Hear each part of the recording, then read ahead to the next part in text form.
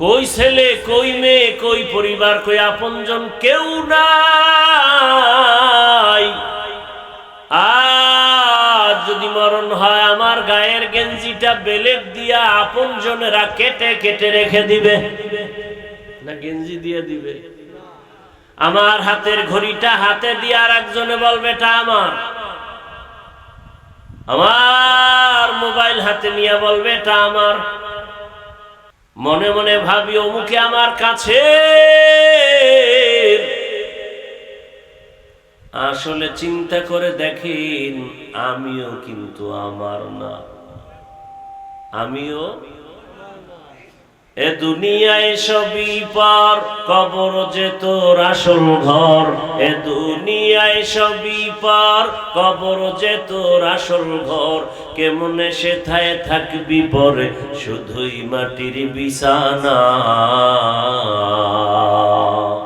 কেমনে সেথায় থাকবি পরে, শুধুই মাটির বিছানা। চিন্তা করে দেখো না, কবরে কি যাইবা না। যেই কবরে আল্লাহ সারা বন্ধু কেহ থাকবে না। যেই কবরে আল্লাহ সারা বন্ধু কেহ থাকবে না। চিন্তা করে দেখো না, কবরে কি যাইবা না। চিন্তা করে দেখো না, কবরে কি যাইবা না। দিলে ভরা অহংকার, চিনো না আজ খোদার ঘর। দিলে ভরা অহংকার, চিনো না আজ খোদার ঘর। নামাজের লাগিয়া কি তোর মোটেও মায়া লাগে না। নামাজের লাগিয়া কি তোর মোটেও মায়া লাগে না। চিন্তা করে দেখো না, কবরে কি যাইবা না। চিন্তা করে দেখো না, কবরে কি যাইবা না। যেই কবরে আল্লাহ সারা বন্ধু কেহ থাকবে না। যেই কবরে আল্লাহ সারা বন্ধু কেহ থাকবে না। চিন্তা করে দেখো না, কবরে কি যাইবা না। চিন্তা করে দেখো না, কবরে কি যাইবা না। ভাইরা আমার, আল্লাহ তাআলা বলেন জান্নাতের ভেতরে শ্রেষ্ঠ জান্নাত জান্নাতুল ফেরদাউস তারা পাবে যারা ঈমান আনার পরে নেক আমল করবে। আত-তাজিরুস সুদুকুল আমিন, সততার সাথে যারা ব্যবসা করবে, সত্য কথা বলবে, মিথ্যার আশ্রয় নেবে না। মা'আন নাবিয়্যিন ওয়াস সিদ্দীকিন ওয়াশ শুহাদা ওয়াস সালিহিন, সততার সাথে যারা ব্যবসা করবেন, রহমতের নবী বলেন আমার সাথে সে জান্নাতে থাকবে। আল্লাহ তাআলা কোরআনে বলেছেন আহাল্লাল্লাহুল বাই'a ওয়া হাররামার রিবা, ব্যবসাকে আমি করেছি হালাল, সুদকে করেছি আমি হারাম। কেন? ব্যবসার দ্বারা সবাই লাভবান হয়, আর সুদের দ্বারা গরিব আরো গরিব হয়, ধনী আরো ধনী হয়। আর ব্যবসার দ্বারা গরিবও লাভবান হয়, ধনীও। হালাল ভাবে ব্যবসা করো, তোমার জান্নাত রাসূলের সাথে একই সাথে জান্নাতে থাকবে, সাহাবায়ে কেরামের সাথে জান্নাতে থাকবে। তাহলে ব্যবসা করিয়াও জান্নাত পাওয়া যাবে কি যাবে না? আবার ব্যবসার কারণে বান্দা জাহান্নামে যাবে। আল্লাহ তাও কোরআনে বলছেন ওয়াইলুল লিল মুতাফফিফিন। ওয়াইল জাহান্নামের মধ্যে একটা ভয়ঙ্কর জাহান্নামের স্তরের নাম ওয়াইল। ওয়াইল নামক জাহান্নামে যাবে কারা? বলে ওই ব্যবসায়ী যারা কাস্টমারের সাথে ধোঁকাবাজি করে, মাপে কম দেয়, ভেজাল দেয়। কি দেশি গরু, দেশি দোকানের সামনে বাঁধা, সারা রাত বেঁধে রাখছে। আগামীকাল সকালবেলায় গরুটা জবে হবে, আপনারা অরিজিনাল দেশি গরুর গোশত নিতে আসবেন। কত কেজি? 800 টাকা। ভোর রাত্রে গাবি ওটা নাই,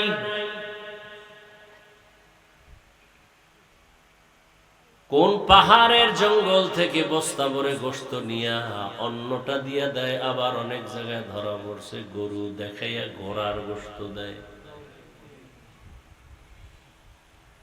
এরপরে আবার শুনছি পানি লাগায় আরো ওজন বাড়ায়। 1 কেজি গোশত দেয়, এত সুন্দর ভাবে বাসায় গিয়া মাপ দিয়ে দেখে 200 গ্রাম কম।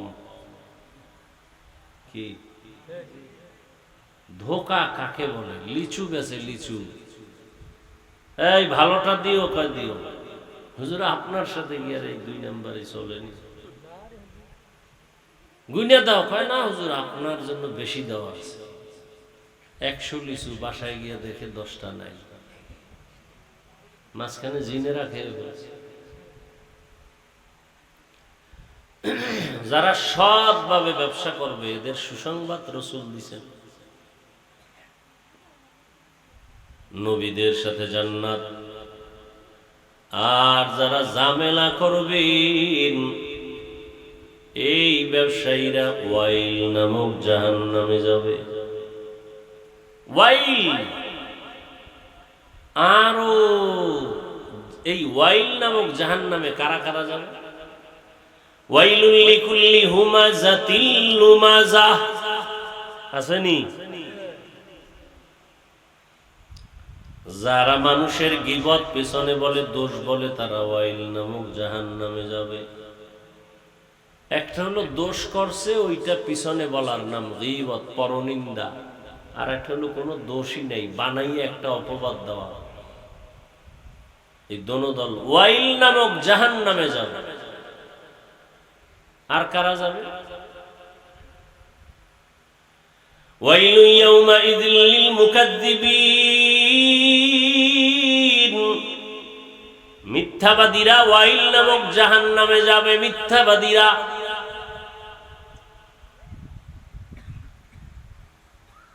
মোবাইল কানের মধ্যে নিয়ে পাওনাদারের কয় আমি টাকা দেওয়া লাগবে এই ভয়ে ঘরের মধ্যে থাইকাও আমি জমি নেই নাই। পেশাইয়া যখন ধৈর্য ফেললাম, এই তুই ঘরে ছিলি, মিথ্যা বললি কেন, জমি নেই নাই কেন? সত্যিই বলেছি, আমি খাটের উপরে ছিলাম, জমিনে ছিলাম না। এই মোবাইল কত মিথ্যা নতুন ভাবে আবিষ্কার করলো এই মোবাইল। রসুলের আদালতের একটা ঘটনা শুনাইছে না হযরত আমার আগে? মিথ্যা, চোর, জেনা করে, মদ পান করে, মিথ্যাও বলে। নবীজি কোনটা ছাড়তে আগে বলছেন? মিথ্যা। ওয়াইলু ইয়াউমাইযিল লিল মুকাজ্জিবিন,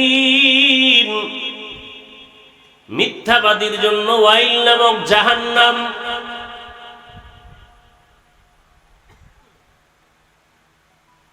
আর কারা যাবে ওয়াইল নামক জাহান্নামে? নামাজি মুসল্লিরা। কারা? কি খারাপ লাগতেছে? أرأيت الذي يكذب بالدين فذلك الذي يدعو اليتيم ولا يحض على طعام المسكين। এরপরে পড়েন ফাওয়াইলুন, অতঃপর ওয়াইল নামক জাহান্নাম, লিল মুসল্লিন, যারা মুসল্লি, মানে বংশগত মুসল্লি। এখানে মুসল্লি মানে কি? নামাজি। ঘোষণা কার? স্পষ্ট, ফাওয়াইলুল লিল মুসল্লিদের জন্য ওয়াইল নামক জাহান্নাম। এবার যারা নামাজ পড়ে না, এগো তো টেনশন শেষ। নামাজীদের জন্য ওয়াইল নামক জাহান্নাম, তা আমরা তো ভালোই আছি। ফাওয়াইলুল লিল মুসাল্লিন, ওয়াইল নামক জাহান্নাম মুসল্লিদের জন্য। কোন মুসল্লি? আল্লাযীনা আন সালাতিহিম সাহুন আল্লাযীনা হুম ইউরাউন ওয়া ইয়ামনাউনাল মাউন। যারা নামাজ পড়ে মানুষকে দেখাবার জন্য, না পড়লে মানুষ কি বলবে। কিছু লোক আছে না, কোরবানি না দিলে মানুষে কি করবে, দে একটা ছাগল জবাই কর, মুরগি দিয়ে দাও কোরবানি। এগো কোরবানি কি আল্লাহর জন্য? মানুষ কি বলবে জুমা যদি না যায়, তাহলে আল্লাহর জন্য না মানুষকে দেখাবার জন্য? এরপরে নামাজ পড়ে অলস অবস্থা, রুকু দেয় তো দেয় না, সেজদা দেয় তো দেয় না, দুই সেজদার মাঝখানে বসে না, রুকু থেকে সোজা হয়ে দাঁড়ায় না। এই হলো নামাজ। সালাম ফিরাইয়া মসজিদের বাইরে গিয়া আবার ইমামের বিরোধিতা করে। নামাজ পড়ে বাইরে গিয়ে আবার বিড়ি মুখে নেয়। এরকম মুসল্লি নাই? নামাজ পড়ে আবার সুদের টাকায় ব্যবসা।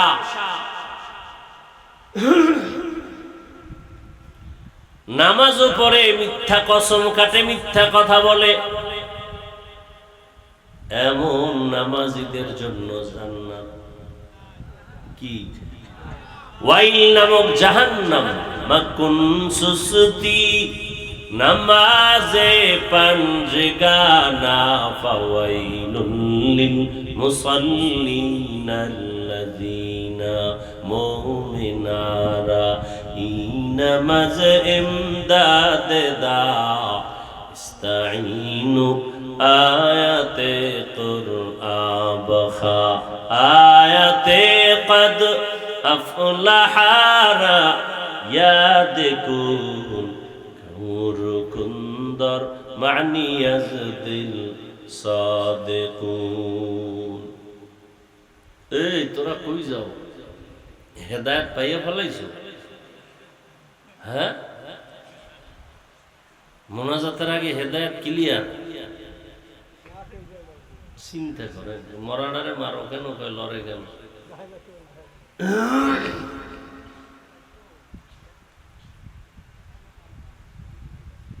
জিন্দেগি দেখতে দেখতে সব শেষ। খেলার মাঠের কত বন্ধু আজ দুনিয়ায় নাই। লেখাপড়ার জীবনে কত বন্ধু নিয়ে আড্ডা দিতাম, আজ অনেকেই দুনিয়ায় নাই। চোখের সামনে কত আপনজন দেখলাম, আজ নাই। গাড়ির নিচে পড়ে মারা গেল, পানির ভেতরে পড়ে মরে গেল, ঘুমের বিছানায় মরে গেল। কোন দিন যেন আমার মরণের আজরাইল পেছনে এসে ধাক্কা দিয়ে বসে। মরণ থেকে যতই পালাও, মরণ তোমায় নিবে ঘিরি। যদিও সুদূর আকাশ পানে লুকাও, সেথায় লাগিয়ে সিঁড়ি। নদী পথে নৌকা চালাও ও মাঝি ভাই।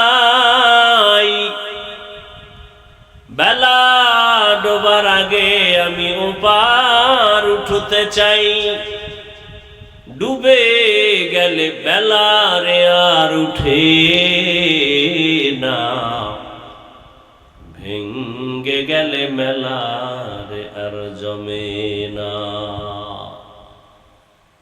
একটুখানি নেকের তরে রোজ হাসরের মাঠেতে বাবা ঘুরবে ছেলের পিছে, ছেলে বাবার আগেতে। আহাতে মন কঠিন দিনেতে নামাজ তোমায় ভুলবে না, ঠিক মতো পড়িলে নামাজ জান্নাত তোমার ঠিকানা। পশু পাখি কীট পতঙ্গ কেউ ঘুমিয়ে রইল না, মানুষ হয়ে ঘুমিয়ে থাকা ঠিক তোমাদের হবে না। আহাতে মন কঠিন দিনেতে আল্লাহ কিন্তু ছাড়বে না, ঠিক মতো পড়িলে নামাজ জান্নাত তোমার ঠিকানা। আমার প্রাণের ভাই বোনেরা জলদি করে উঠে যাও, ওযু করে তাড়াতাড়ি নামাজ পড়তে লেগে যাও। আহা নবী বেনামাজির শাফাআত করিবেন না, ঠিক মতো পড়িলে নামাজ জান্নাত তোমার ঠিকানা। ঘুমের চেয়ে নামাজ ভালো, আর তুমি ঘুমাইও না, ঠিক মতো পড়িলে নামাজ জান্নাত তোমার ঠিকানা। যারা ঠিক মতো নামাজ আদায় করে, রহমতের নবী বলেন কেউ এশার নামাজ আদায় করে যদি ঘরের বিছানায় ঘুমিয়ে যায়, আবার ঘুম থেকে উঠে যদি ফজরের নামাজ বা জামাত আদায় করে, রহমতের নবী বলেন ঘুমাইয়া যে সময় কাটলো ওই সময়টাও নেকের পাল্লায় ওজন হয়ে যাবে। আতিনা ফি দারে দুনিয়া না হাসান, আতিনা ফি দারে দুনিয়া না হাসান, আতিনা ফি দারে উকবা না হাসান। ইয়া গিয়াসাল মুস্তাগীসিন ইহদিনা লিফতিখারা বিল উলুমি ওয়াল গিনা। হর গরিদে নেকো তু তৈয়ার হে, जो न मांगे उससे तू बेजार है। চোখের সামনে কত তাজা প্রাণ চলে গেল, কই ছেলে কই মেয়ে কই পরিবার কই আপনজন কেউ নাই।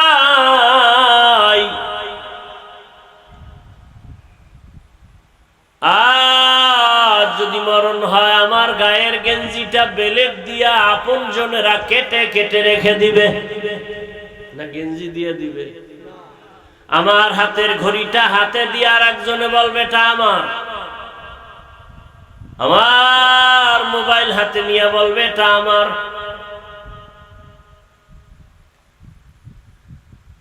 মনে মনে ভাবি অমুকে আমার কাছে,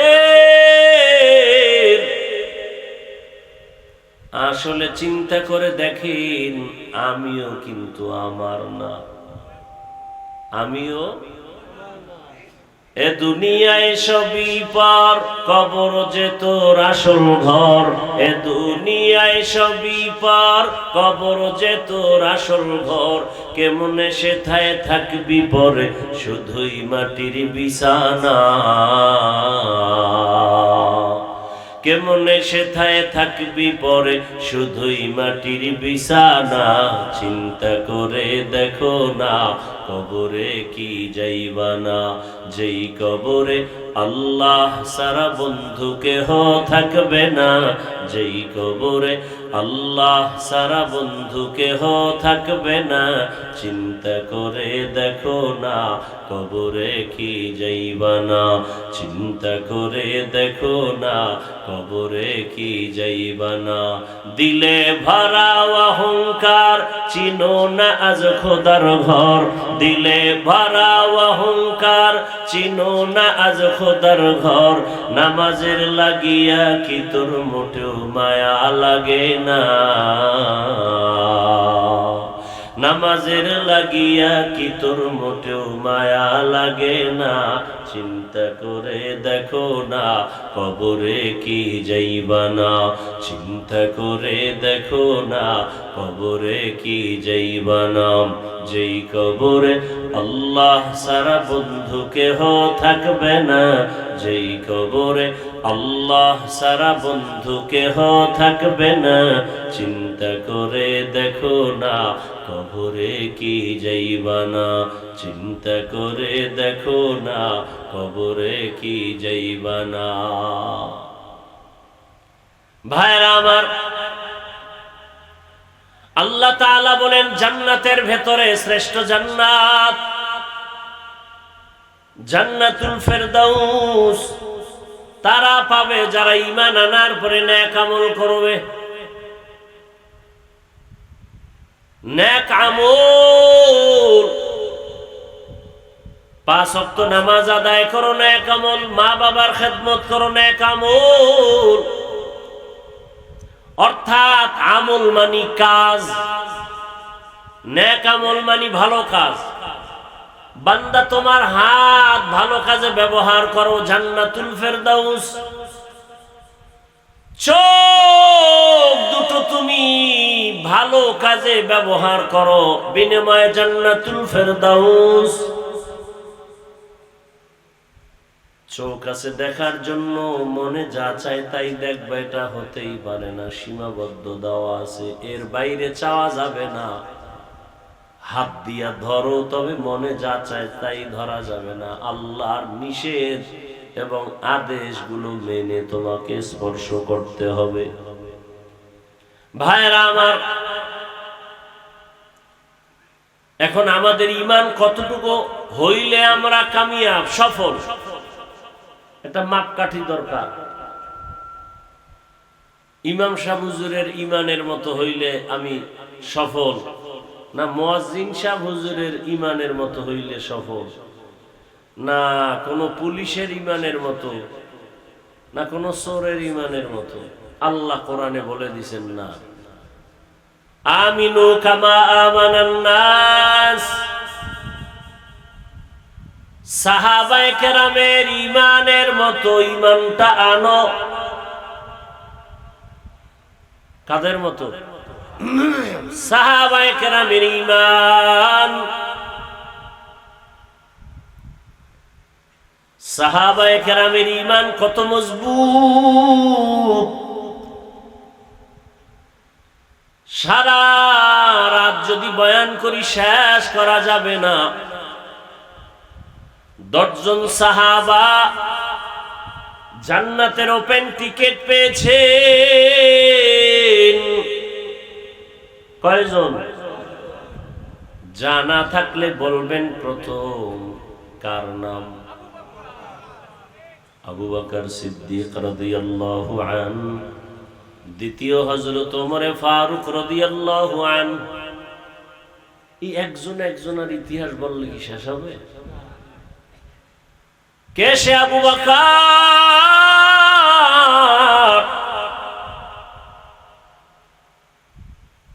রহমতের নবীর কলিজার টুকরা আবু বকর। একদিকে সাহাবী, অপর দিকে শ্বশুর। ওই আবু বকরের কন্যা রহমতের নবীর স্ত্রী আমাদের মা আয়েশা রাদিয়াল্লাহু আনহা। রাদিয়াল্লাহু, মহিলাদের বেলায় আন আর পুরুষের বেলায় আনহু। আম্মা জান আয়েশা রাদিয়াল্লাহু আনহা আবু বকর সিদ্দিক রাদিয়াল্লাহু আনহুর কন্যা। যে আম্মা জান আয়েশা রহমতের নবীর বিবাহের বন্ধনে আবদ্ধ যখন হয়েছেন, তখন আম্মা জানের বয়স মাত্র 6 বছর। মাত্র কয় বছর? আর আপনার 12 বছরের মাইয়া রোজা রাখে না, 18 বছরের ছেলে রোজা রাখে না। এরপরে আরো কি, আম্মা জান আয়েশা রাদিয়াল্লাহু আনহা যখন 6 বছর বয়স, তখন নবীজির সাথে বিবাহের বন্ধন হয়ে গেল। আম্মা জানের যখন 9 বছর হয়, আম্মা জানকে নবীর ঘরে নেওয়া হলো। কয় বছরে? আম্মা জানের যখন 18 বছর হয়, রহমতের নবী দুনিয়া থেকে বিদায় নিয়ে নিলেন। এবার হিসাবটা বুঝে থাকলে বলেন, আম্মা জান আয়েশা রাদিয়াল্লাহু আনহা রাসূলের ঘর করলেন কতদিন? কয় বছর? টোটাল বয়স কত? 18। 18 বছর বয়সে আম্মা জানের রাসূল বিদায় হয়ে গেলেন।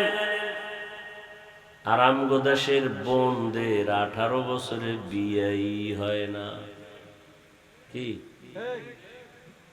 আবার হুলিয়া জারি করা আছে, বাল্য বিবাহ চলবে না। কি নাই? বাল্য বিবাহ চলবে না। তা কি চলবে বলে? আকাম চলবে। আকাম, প্রেম প্রীতি চলবে, জেনা চলবে। জেনা, অল্প বয়সে বিয়া চলবে না, অল্প বয়সে জেনা চলবে। তাই তো চলতেছে। বিয়া লাগবে না।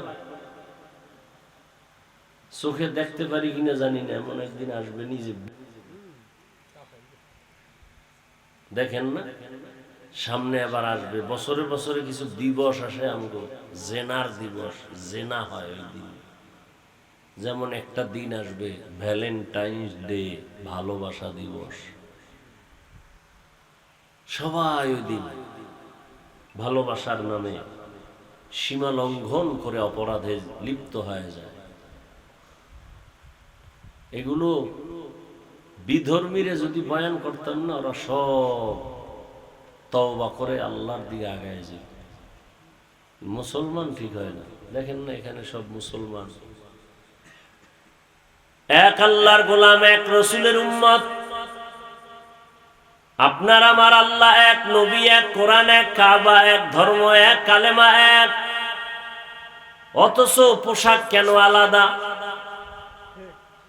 কি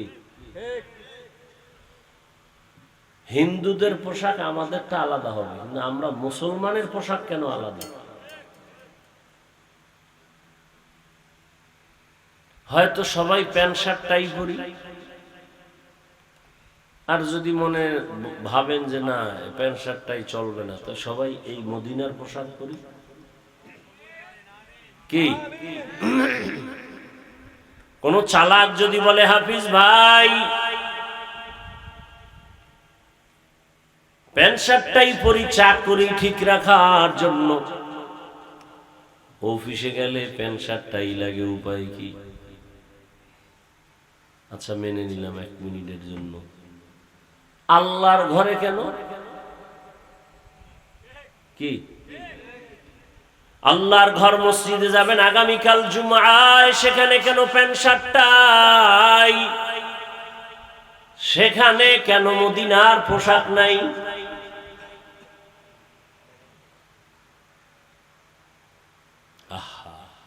আমিও মুসলমান, আপনিও মুসলমান, অথচ আপনাকে আমার আলাদা টুপির মর্যাদার বয়ান শুনাইতে হয়, না হয় আপনি টুপি দিবেন না।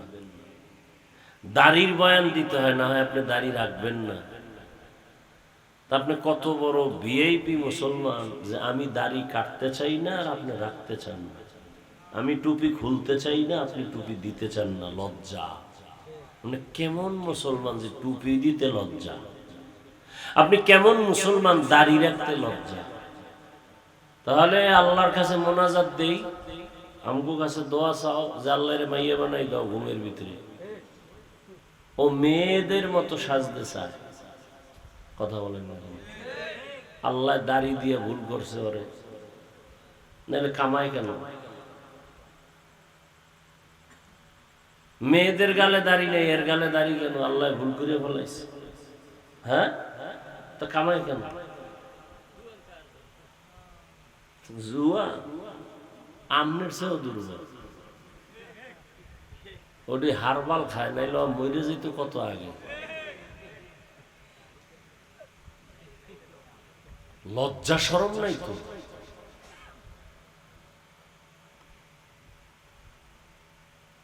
দাড়ি কাটলে, এই যুবকদেরকে বলছি, মুরব্বীরা না, মোবাইলে আজকে বাসায় গিয়ে গুগলে সার্চ দিবা, দাড়িতে অস্ত্র লাগাইলে কি কি ক্ষতি হয়, ওখানে সব চিকিৎসা বিজ্ঞানীরা লেখছে। দাড়ি কাটলে যৌবন থাকবে না, লেখো। যারা দাড়ি কাটে ছাটে, এগুলো গুনাহ সমান কবিরা গুনাহ। কত টাইম? 24 ঘন্টা। এবং যারা দাড়ি কাটে ছাটে, এগুলো মোনাজাত কবুল হবে না, কখনোই কবুল হবে না তওবা না করা পর্যন্ত। একটা মোনাজাতও কবুল হবে না। নগদ শাস্তি, চোখের পাওয়ার চলে যাবে, নগদ শাস্তি, যৌবন চলে যাবে, নগদ। আল্লাহ হেদায়াত দান করেন। এই বয়ানগুলো কে করবে, কে শুনবে? কালকে মসজিদে জুমায় ইমাম সাহেব যদি এই বয়ান নয়, বলেন তো সূর্য ডুবার পরে শুনবে গাইবি আওয়াজ, কি বলে 1 মাসের ছুটি। কেন? বলে শিয়ালের হাতে মুরগি। শিয়ালের হাতে মুরগি দিলে যা হয়, সুদখোর বেনামাজির হাতে মাদ্রাসা মসজিদের চাবি দিলে তাই হয়।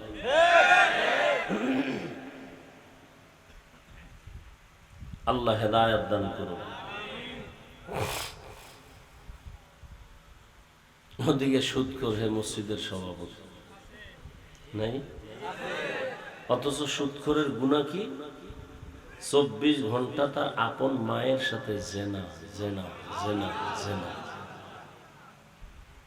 নামি দামি 5-7টা সুদখোরের নাম লেখা ধান খেতে রাখলে পোকা আসে না ভয়। এবার বুঝেন ওরা কত বড় চান কপাইলে বেঈমান।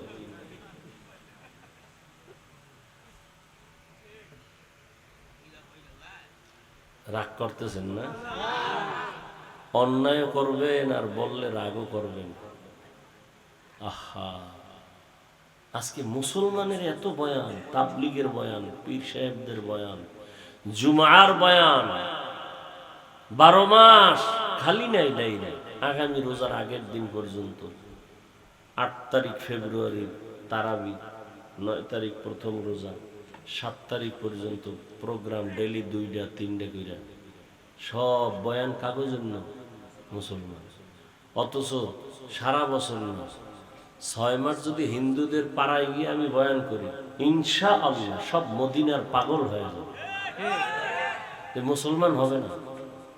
এই যে বয়ান শুনে ফজরে মসজিদে নাই, তো লাভ কি? বাসায় যাই মোবাইল দিলে আকাম শুরু করবে। চোখের জেনা, হাতের জেনা, জবানের জেনা, অন্তরের জেনা চলবে সারা রাত। কিসের মাধ্যমে? মোবাইল। বাবাও মোবাইল চালায়, মাও চালায়, মেয়েও চালায়, ছেলেও চালায়। হ্যাঁ, এইবার চালাইতে চালাইতে মা হিজরত করে একদিকে, বাপে আর একদিকে হিজরত করে, মেয়ে আর একদিকে হিজরত করে, ছেলে আর একদিকে, শুধু হিজরত চলতেছে। হায় হায় হায়, এই বয়ান ভাল লাগে না তো? এটি কোনো বয়ান?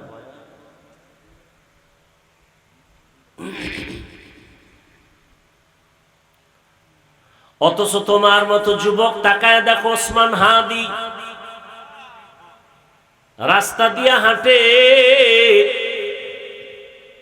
ঢাকার শহরে মানুষ এসে 50,000 টাকার বান্ডিল দিয়ে কয়, না হাদি ভাই কেন? কয় এমনি দিলাম।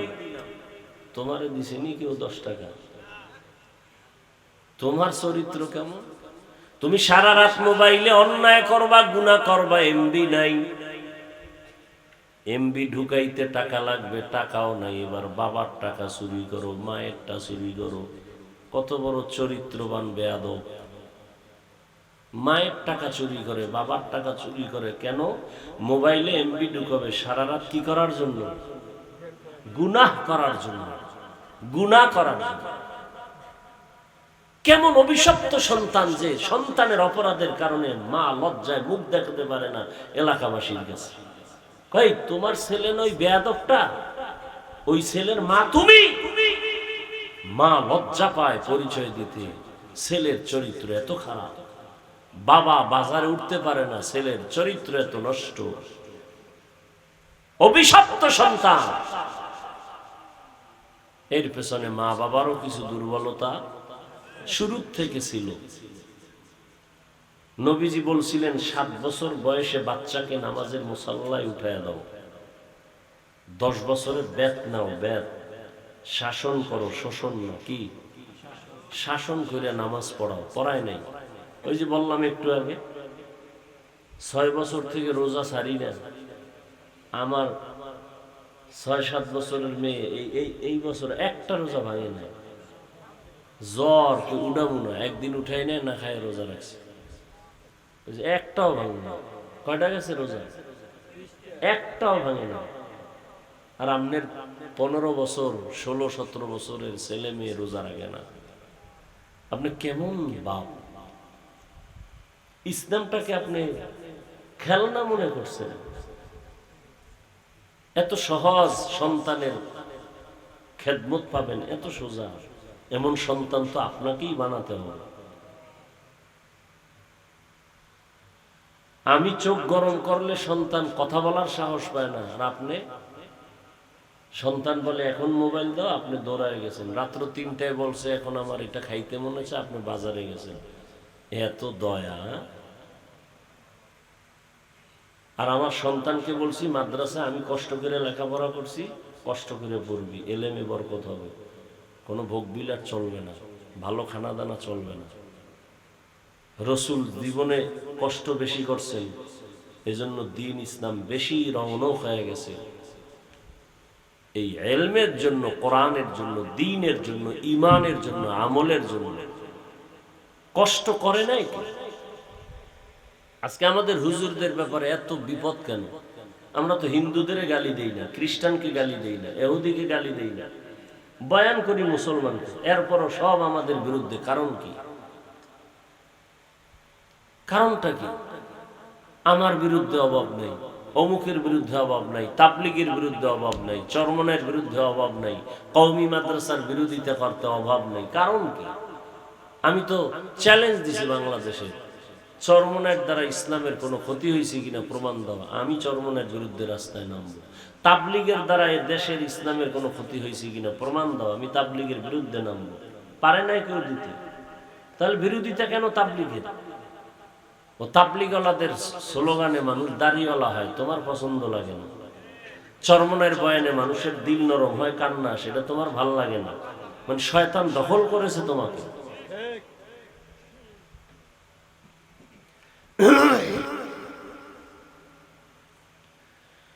ইন্নাল্লাযীনা আমানু ওয়া আমিলুস সালিহাত কানাত লাহুম জান্নাতুল ফিরদাউসি নুজুলা। 1 নম্বর ঈমান, দ্বিতীয় নেক আমল। ঈমানটা সফল হবে কখন? সাহাবায়ে কেরামের ঈমানের মতো। বলে তাদের ঈমানটা কেমন? বলে গলায় ছুরি আসছে, আমার আল্লাহকে ভুলে নাই। ওমরে ফারুক তরবারি নিয়ে দৌড়ায় নবীকে জবাই করার জন্য। আল্লাহর কুদরত, হেদায়েত পেয়ে গেছে। মাত্র 27 বছর বয়স হযরত ওমর তরবারি নিয়ে দৌড়ায় নবীকে জবাই করবে। কয় বছর? নবীর কাছে গিয়ে কালেমা পড়ছে। কালেমা পড়ে তরবারি নিয়ে দাঁড়ায়, এবার নবীর পক্ষে দাঁড়ায় বলতেছে, এই বেঈমানেরা, নবী লাগবে না, আমি ওমরের সামনে দাঁড়াতো কোনো বেঈমান আয়। কয় বছর বয়স? পুরা মক্কা নগরী কাঁপতেছে ওমরের ভয়ে। শুধু কি মানুষ কাঁপে, ওমর যেখান থেকে হাঁটে শয়তান ওখানে নেই। এবার বুঝেন কেমন পাওয়ার সেই ওমর। নবী বলেন, ওমর আপনি আমাকে কেমন ভালোবাসেন? ইয়া রাসূলুল্লাহ, অনেক ভালোবাসি। বলে অনেক কেমন? মাপকাঠি কি? আপনার ছেলে মেয়ে স্ত্রী পরিবারের থেকে বেশি? বলে হ্যাঁ। আচ্ছা, আপনার জীবনের থেকে কি বেশি ভালোবাসেন? ওমর কয় না, আমার জীবনের থেকে বেশি ভালোবাসি না। নবী বলেন, তা আপনি তো পরিপূর্ণ মুমিন হন নাই।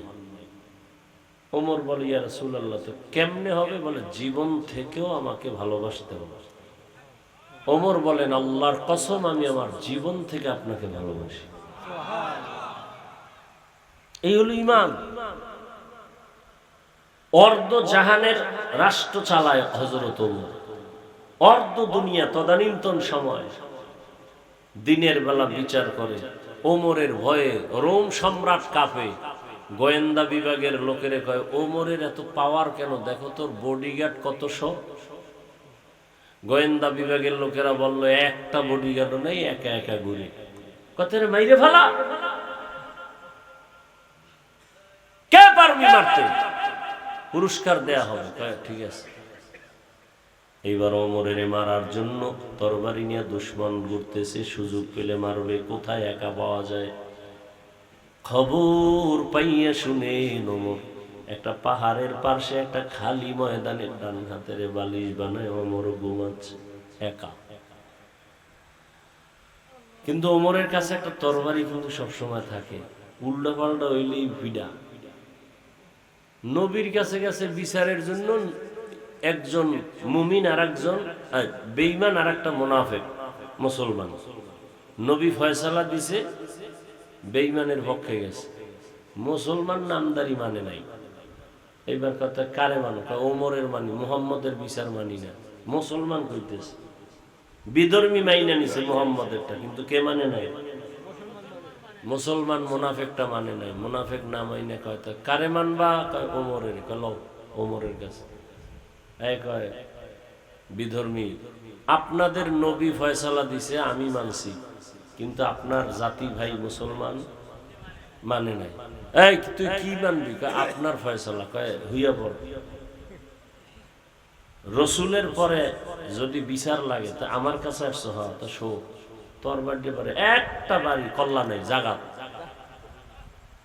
বা রসুলের বিচারের পরে যদি আরো কারো বিচারের দরকার হয়, সে বিচার হলো কল্লা ফালা, জাগাত ফালাই দিছে। তাই না, আর দেরি নেই। সাথে সাথে জিবরাইল হাজির, আয়াত নিয়ে আসছে। নবী কয় ওমর করলা কি? আল্লাহ কয় ওমর ঠিকই করছে, আয়াত দিয়ে দিছে, ওমর যা করছে ঠিকই করেছে। সেই ওমর বর্দ দুনিয়া শাসন করেন, দিনের বেলা একা একা চলেন, পাহাড়ের পাশে ডান হাত বালিশ বানায় ঘুমাচ্ছেন। ওই দুশ্মনেরা খুঁজে কেমনে মারবে, তরবারি নিয়ে এবার সুযোগ পেল এই ঘুমের মধ্যে মেরে ফেলবো। এক কদম আগায়, দুই কদম পেছনে যায়, ভিতরে ভয়।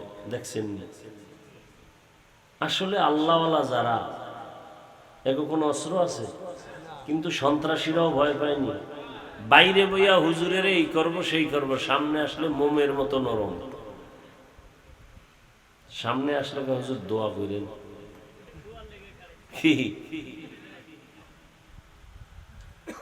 এক কদম সামনে যায়, আবার পেছনে ভয়।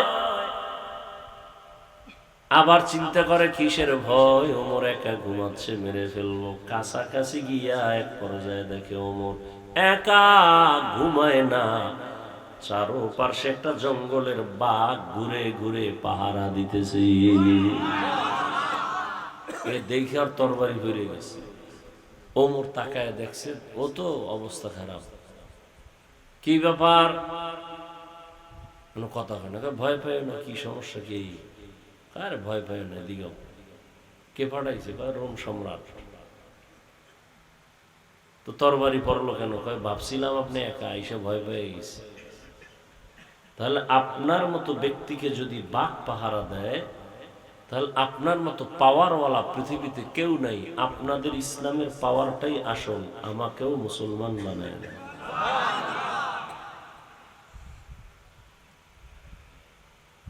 সেই ওমর দিনের বেলা বিচার করে, রাতের বেলা ঘুরে ঘুরে দেখে এলাকার মানুষের কি হালাত। ওমর কয় আমি দেশ চালাবো আর আমার জনগণ না খেয়ে থাকবে, হতে পারে না। আর আমগো স্লোগান কি? কেউ খাবে কেউ খাবে না, তা হবে না, তা হবে না। মাইকে চাপাবাজি চলে, বাস্তবে কিছুই নেই। ওমর গিয়া দেখে বাগানের মধ্যে বাতি জ্বলে। তো বাতি জ্বলে তার মানে ওখানে কি আছে? কাছাকাছি গেছে, চুপচাপ একা একটু দূরে দাঁড়ায় শুনতেছে ঘরের মধ্যে মেয়ে আর মা দুইজনার কণ্ঠের আওয়াজ। মা ডেকে বলে, মেয়েকে তুমি বাজারে গাভীর দুধ বিক্রি করতে নাও, পানি বেশি দিয়ে নিও। কে কয়? মা। মেয়েটা কয়, মা ওমর যদি টের পায় কল্লা ফালায় দিবে। মা কয়, ওমর তো দেখবে না। ওমর কই? মেয়ে বলে ওমর তো, মা বলে ওমর দেখবে না। মেয়ে বলে ওমর যদি নাও দেখে, ওমরের আল্লাহ দেখবেন, তারে ফাঁকি দেওয়া যাবে না। ওমর এই গোপনে শুইনা চলে গেছে। পরের দিন আদালতে লোক পাঠায় দিলেন, যাও ওই মেয়ে আর মাকে ডেকে আনো। যখন সংবাদ আসছে ওমর ডাকছে, দুজনকে কান্না শুরু করছে। ওমর ডাকছে মানে কল্লা নাই। নির্ঘাত ওমরের সামনে কোনো প্রশ্ন চলবে না, মেরে ফেলবে। এই কি সমস্যা? দুরূদ শরীফ পড়েন, আল্লাহুম্মা সাল্লি আলা মুহাম্মদ ওয়া আলা আলি মুহাম্মদ কামা সাল্লাইতা আলা ইব্রাহিম ওয়া আলা আলি ইব্রাহিম ইন্নাকা হামিদুম মাজিদ। আল্লাহুম্মা বারিক আলা মুহাম্মদ ওয়া আলা আলি মুহাম্মদ কামা বারাকতা আলা ইব্রাহিম ওয়া আলা আলি ইব্রাহিম ইন্নাকা হামিদুম মাজিদ। আইসি এখানে কয়টা আইলো? 10টার আগে আইসি না? উঠেছে কয়টা? মানুষ এতক্ষণ বসে থাকবো?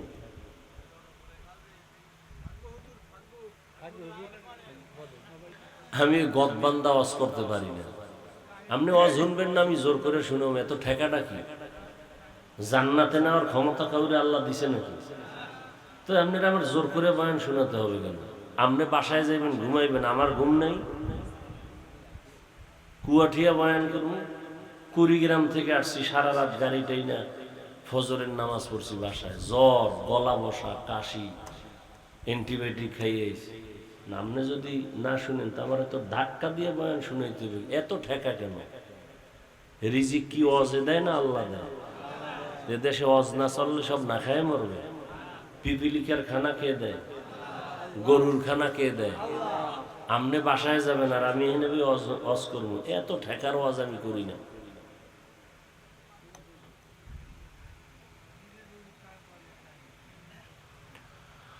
আল্লাহ, ওই কথাটা শেষ করেই দোয়া করি, দোয়া চাই। আমি অসুস্থ, অনেক অসুস্থ, বলা উচিত না, বলতে চাইও না, তারপরে দোয়ার জন্য বলতেছি। আমি উঠা বসা করলে ওয়াজ করতে পারি না। জীবনে আর না আসলাম আপনাদের এলাকায়, সমস্যা কি? রিজিক কি আমার বন্ধ হয়ে যাবে? তো এত টেনশন কিসে? কিন্তু এই সমস্ত চালাকি আমি পছন্দ করি। আল্লাহ তো যখন খবর পাঠাইল, মা আর মেয়ে কান্না শুরু করেছে। কিন্তু যাইতে তো হবে, ওমর ডাকছে, উপায় নেই। যাইতে যাইতে কাছাকাছি গিয়া হযরত ওমরে ফারুক খলিফাতুল মুসলিমিন বুঝতে পেরেছেন, ভয় আতঙ্কিত ওমর দূরের থেকে বলে, আম্মা জান, কোনো ভয় নাই, এটা জুলুমের আদালত না, এটা ইনসাফের আদালত। এখানে জুলুম নাই, কিসের ভয়?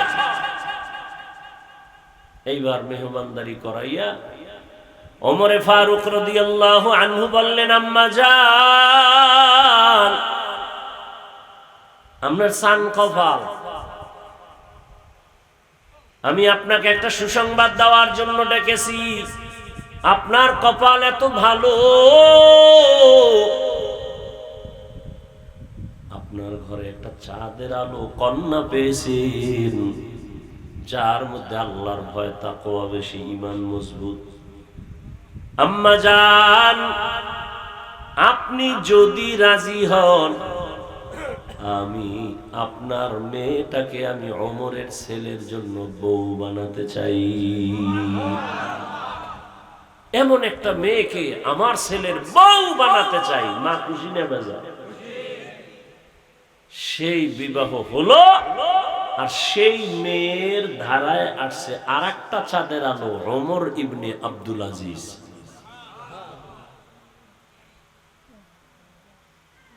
আহা, কেমন মা, কেমন মেয়ে, কই স্বর্ণের সেই ইতিহাস, আর আমরা কোথায়? ও আমার যুবক বাবারা, বৃদ্ধ বাবাজিরা, পর্দার আড়ালের মা বোনেরা, জান্নাতুল ফেরদাউসের কামনা করেন আর আল্লাহর কাছে তওবা করেন। ওরে আম্মা জান, আপনার মতো কত মা এই এলাকায় আছে, পর্দা করে, নামাজ পড়ে, স্বামীর মাল হেফাজত করে, আছে না নাই? ও আমার যুবক, ওমরের মতো হওয়া যাবে না, তবে চেষ্টা তো করি ওমরের লাইনে থাকবো, ইনসাফের লাইনে গুনাহ করব না। ও যুবক, তোমার মতো কত যুবক স্কুলে কলেজে পড়ে, নামাজ পড়ে নাই? র্যাব, আর্মি, পুলিশ, বিডিআর এর চাকরি করে, নামাজ পড়ে। বলো যুবক, তুমি কেন পারো না? তোমার মতো যুবক তাকায় দেখো, ড্রাইভারি করে, নামাজ পড়ে, তুমি পারো না কেন? নদীর মধ্যে মাছ ধরে যুবক, নামাজ পড়ে, তুমি পারো না কেন? দোকানদারি করে, ব্যবসা করে, নামাজ পড়ে নাই এরকম ব্যবসায়ী? ও ব্যবসায়ী বাবার, আপনারা পারবেন না কেন? এখনো সময় আছে, তওবা করেন। আর নামাজ ছাড়বেন না, দাড়ি কাটবেন না, বেপরদায় চলবেন না। মা বোনেরাও তওবা করেন আর বেপরদায় যাবেন না। স্বামীর মাল হেফাজত করবেন, 5 ওয়াক্ত নামাজ আদায় করবেন। আর আল্লাহ যাদের সন্তান দিবেন, সন্তানটাকে আদর্শবান ডাক্তার বানান, ইঞ্জিনিয়ার বানান, তবে আদওয়ালা আদর্শবান বানায় দেন। আজকে সারা দুনিয়ার মানুষ ডাক্তার জাকির নায়েকের নাম জানেনি। ভালো না খারাপ? কিসের পাওয়ার? টাকা, ক্ষমতা, আদর্শ কি?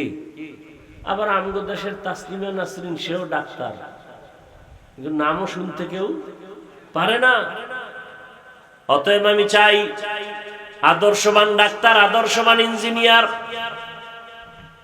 আর মা বাবার আদওয়ালা সন্তান হয়ে জমিনে বিচরণ করো। ওসমান হাদির মতো সুনাম অর্জন করে দুনিয়া থেকে যাও। দুনিয়াও ধন্য, তোমার আখিরাতও ধন্য হয়ে যাবে। যুবক বাবাদেরকে বলি, এখনো সময় আছে, তওবা করো। বৃদ্ধ বাবাজিরাও তওবা করেন, পর্দার আড়ালের মা বোনেরাও তওবা করেন। আর মোবাইলের দ্বারা গুনাহ করবেন না, নামাজ ছাড়বেন না, আর বেপর্দায় চলবেন না। আল্লাহর কাছে তওবা করতে পারলে আল্লাহ মুহূর্তে জীবনের সব গুনাহ মাফ করে দিবেন। আল্লাহ তাআলা আমাদের সবাইকে তার গোলাম হিসাবে কবুল করেন, নবীর উম্মত হিসাবে জান্নাতুল ফেরদাউসের অধিকারী হওয়ার জন্য নেক আমলওয়ালা জীবন আমাদের দান করেন, আমিন। আলহামদুলিল্লাহি রাব্বিল আলামিন, ওয়াসসালাতু ওয়াসসালামু আলা সাইয়্যিদিল আমবিয়াই ওয়াল মুরসালিন ওয়া আলা আলিহি ওয়া আসহাবিহি আজমাইন। ইয়া আরহামার রাহিমিন, ইয়া আরহামার রাহিমিন, ইয়া আরহামার রাহিমিন। রব্বিরহামহুমা কামা রব্বায়ানি সগীরা। আল্লাহুম্মা ইন্নাকা আফুউন কারীম তুহিব্বুল আফওয়া ফা'ফু আন্না। اللهم إنا نسألك رضاك والجنة ونعوذ بك من سخطك والنار. اللهم إنا نعوذ بك من البرص والجنون والجذام وسيء الأسقام. দয়াময় রব্বুল আলামিন, গুনার বোঝা নিয়ে আপনার দরওয়াজায় হাত উঠাইলাম। ওলামায়ে কেরাম, মুরব্বী, হাজী সাহেব, ব্যবসায়ী, চাকরিজীবী, যুবক, ছাত্র, পর্দার আড়ালের মা বোনেরা, মেহেরবানি করে আমাদের জীবনের গুনাহগুলো মাফ করে দেন। আয় আল্লাহ, মাহফিল কবুল করে নেন, এলাকাবাসীকে কবুল করে নেন, আয়োজনকারী সহযোগিতাকারীদের, দান সদকাকারীদের কবুল করে নেন। আয় আল্লাহ, মা বোনদের পর্দাওয়ালা আবেদা বানায় দেন, সন্তানগুলো নেককার বানায় দেন। আয় আল্লাহ, মার কলিজার যুবকদের দিনের খাদেম বানায় দেন, মোবাইলের গুনাহ থেকে হেফাজত করেন। যারা লেখাপড়া করে পরীক্ষার্থী কামিয়াবি দান করেন আল্লাহ, সফলতা দান করেন। আয় আল্লাহ, ঘরে ঘরে সুন্নতের আমল চালু করে দেন, মসজিদ মাদ্রাসাগুলো কবুল করে নেন। আয় আল্লাহ, সারা দুনিয়াবাসীকে মাফ করে দেন। আয় আল্লাহ, যুদ্ধরত অবস্থা থেকে সারা দুনিয়াবাসীকে শান্তির জীবনে ফিরায়া দেন। আয় আল্লাহ, প্রবাসে যারা চাকরি ব্যবসা করে হেফাজত করেন, বাংলাদেশ শান্তির দেশ বানায় দেন। দ্বীনের জন্য, দেশের জন্য যারা জীবন দিল তাদের মাফ করে দেন। এখনো যারা চেষ্টা করে কবুল করে নেন। পরস্পরে হিংসা হাসাদ দূর করে ইখলাস ও তাকওয়া দান করেন। আয় আল্লাহ, আমাদের